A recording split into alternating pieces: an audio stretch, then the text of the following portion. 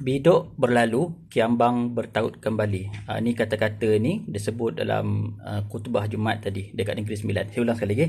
Bidok berlalu, kiambang bertaut kembali. Okey. So mungkin ada yang tak faham apa maksud apa ni peribahasa ke? Peribahasa Melayu. Bidok berlalu, kiambang bertaut kembali.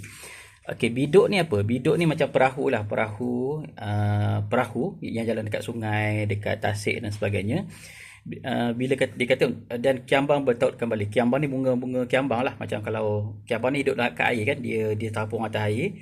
So dia memberi gambaran tasik atau sungai itu dia banyak pokok kiambang, so dia banyak dia tutup permukaan air tadi, permukaan air ke tasik ke sebagainya. Lepas tu bila bidok lalu, bidok ni macam sampan, perahu lalu, mesti dia tolak kiambang ke tepi kan, dia tolak kiambang ke tepi. Lepas tu bila bidok tu dah jalan ke depan, lepas tu kiambang tadi, pokok-pokok kiambang, bunga kiambang tadi dia sambung balik, bertemu kembali. So dia bagi perumpamaan, cantik perumpamaan dia. Mana lepas bidok berlalu, mana bila bidok berlalu, ujian melanda ataupun ketidaksefahaman berlaku, dia akan terpisah, menjauhi satu sama lain. Lepas tu bila masalah tu berlalu, dia akan bersama kembali, bertaut kembali. Faham kot kan?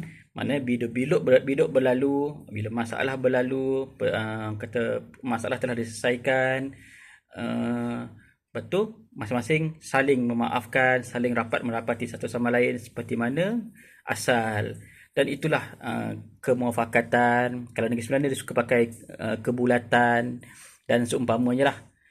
Mungkin nak share tu lah, sebab kadang-kadang sebelum ni saya pernah guna perkataan ni 2-3 bulan lepas lah.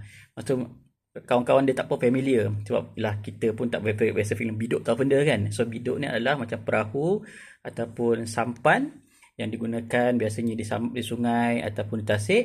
Bila dia berlalu sampan ni, bila sampan dia lalu, dia tolak semua kiambang-kiambang tadi, pokok-pokok kiambang. Lepas tu dia lepas, kiambang tu bertaut kembali. Macam itulah perumpamaan bidok berlalu, kiambang bertaut kembali. Wallahu alam.